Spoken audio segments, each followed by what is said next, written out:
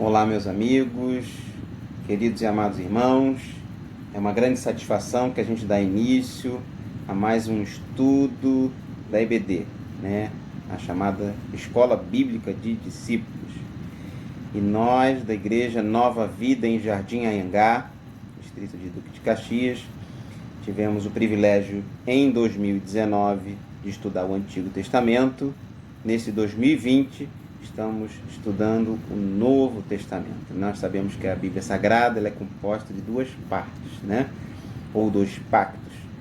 O Antigo Testamento, que é o pacto de Deus com Israel, né? Isso nós vemos resumidamente lá em Êxodo 34, 28. E temos o Novo Testamento, que é a nova aliança, né? Um pacto que Deus faz com todos aqueles que creem em Jesus Cristo como seu Salvador pessoal. Isso, resumidamente, também encontramos em João 3,16, né? Onde o evangelista João escreve que porque Deus amou o mundo de tal maneira que deu seu Filho unigênito para que todo aquele que nele crê não pereça, mas tenha vida eterna. Como é maravilhoso nós podermos estudar as Sagradas Escrituras, né? É um privilégio, você que tem EBD na sua igreja, né? Nós estamos em tempos de reclusão, então a gente está fazendo uma EBD virtual. E eu gosto muito do Salmo 119, a partir do verso 103, que diz: ó, quão doces são as tuas palavras ao meu paladar, né? Mais doce que o mel à minha boca. Por causa dos teus preceitos eu adquiro entendimento, e por isso detesto todo caminho de falsidade. Lâmpada para os meus pés é a tua palavra, e luz para o meu caminho. Amém. E a escola bíblica, ela é a escola mais importante do mundo, né? A EBD é a escola mais importante do mundo, e não por causa dos seus professores, e também não por causa dos seus métodos, mas a EBD é a escola mais importante do mundo porque ela estuda o livro mais importante do mundo, que é a Bíblia Sagrada. E a Bíblia Sagrada é o livro mais importante do mundo, não porque foi o primeiro livro impresso pelo homem, né? Quando Gutenberg, lá no século XV, na Alemanha, em 1455, imprimiu a Bíblia Sagrada. E a Bíblia também não é o livro mais importante porque é o livro mais vendido hoje. Mas a Bíblia Sagrada é o livro mais importante porque é a palavra de Deus para a sua vida, para a minha vida, para a vida daqueles que aceitam Jesus como Senhor e Salvador da sua vida e obedecem os seus preceitos, né? E eu convido você para participar desse início do nosso estudo, que é o estudo 4, né? Nós falamos a divisão da Bíblia Sagrada, que tem o Antigo Testamento, que tem o Novo Testamento. E essa primeira parte que compõe o Novo Testamento são os livros chamados de Evangelhos. Nós sabemos que o Evangelho é um só, o Evangelho de Jesus Cristo. Mas existem 4 evangelistas, né? O evangelista Mateus, que escreveu para um público específico, ele escreveu para o seu povo, o povo judeu. Nós já tivemos o privilégio de estudar o Evangelho segundo Mateus, e a gente viu lá em Lucas 5, na conversão de Levi, que era um coletor de impostos, era um homem que era rejeitado pelos seus compatriotas, né? Os judeus têm uma ojeriza, apresentavam uma ojeriza com relação a quem tinha essa profissão, porque eles estavam servindo ao povo opressor, né? O Império Romano designava judeus para cobrar impostos do próprio povo. Mas Mateus foi acometido de uma conversão genuína. E essa conversão transforma de tal maneira a vida de Mateus que quando Jesus o convida, vem e segue-me, ele abandona a coletoria de impostos, vai servir o mestre e mais adiante ele escreve para o próprio povo. Nós vimos também o evangelista Marcos, né? O Evangelho segundo Marcos, que escreveu para o povo romano, para os gentios, e apresentou Jesus como servo. E hoje é a vez de nós estudarmos o evangelista Lucas. E por isso eu convido você para aquilo que nós vamos chamar de texto áureo, Então eu convido você para ler um versículo, uma porção das Sagradas Escrituras, que se encontra lá no Evangelho de Lucas, no capítulo 19. E nós estaremos lendo o verso 10. Porque o Filho do Homem veio buscar e salvar o que se havia perdido. Amém. Vou ler mais uma vez. Porque o Filho do Homem veio buscar e salvar o que se havia perdido. Amém. Vamos fazer uma breve oração. Pai maravilhoso, Pai bendito, nesse momento que estamos estudando a Tua Palavra, traz a nós o entendimento, nos dá a Tua unção, Pai, para que nós possamos compreender os mistérios dos Teus preceitos. Que nós sejamos apenas um instrumento nas Tuas mãos.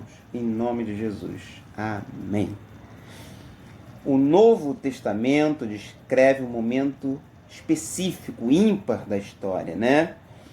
Em que Deus traz salvação à humanidade através da pessoa de Jesus Cristo, né? Deus vai proporcionar que a humanidade tenha acesso à salvação, à esperança, através da pessoa de Jesus Cristo.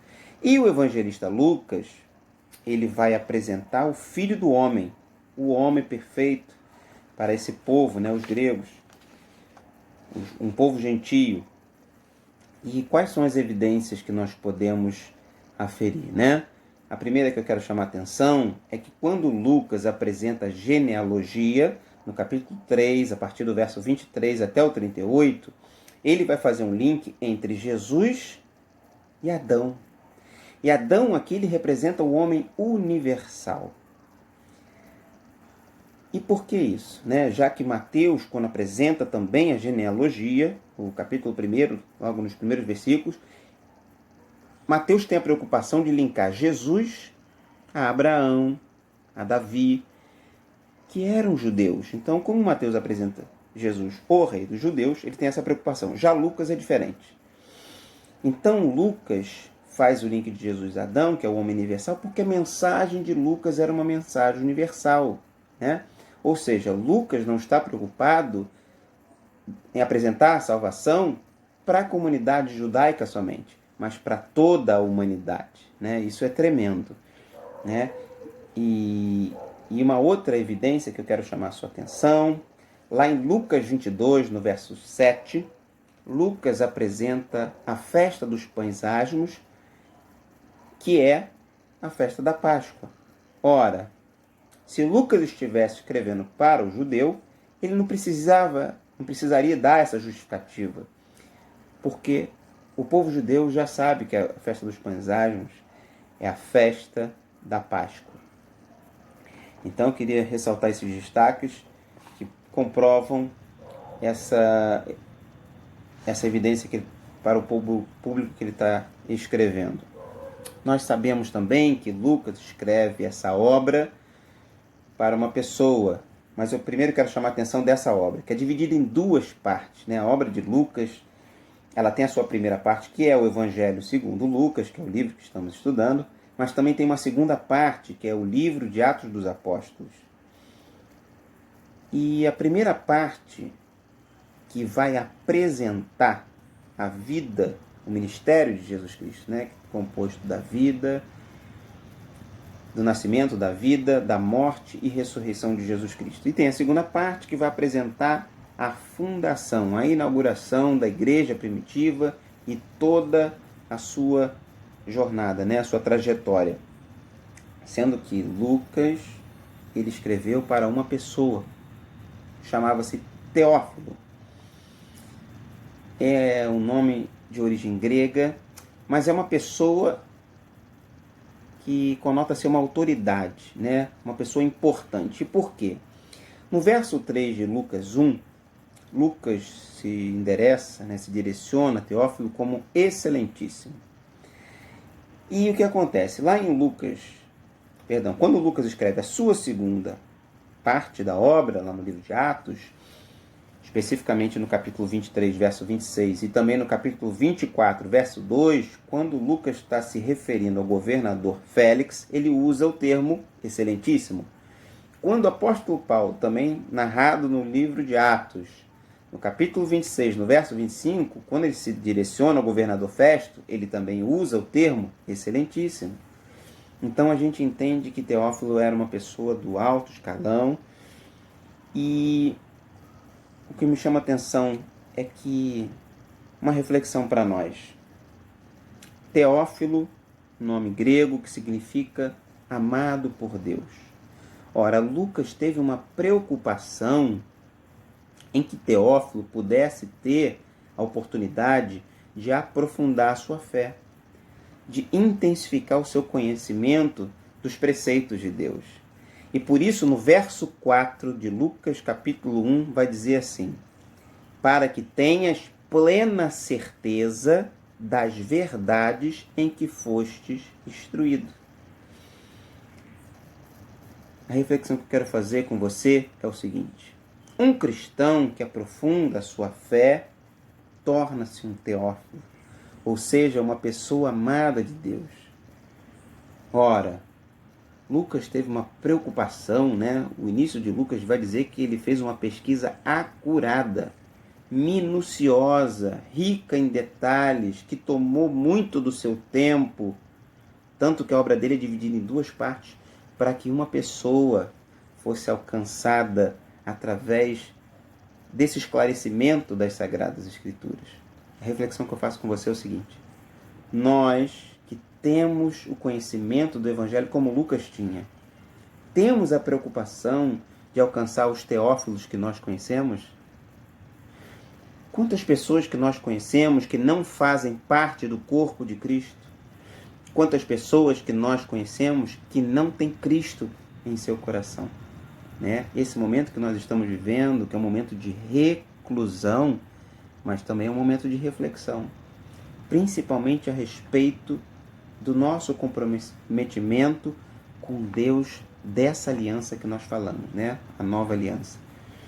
Que nós estejamos pensando a respeito, e nós estamos caminhando para a segunda etapa do nosso estudo, em que nós vamos estar observando melhor o autor dessa obra, o evangelista Lucas.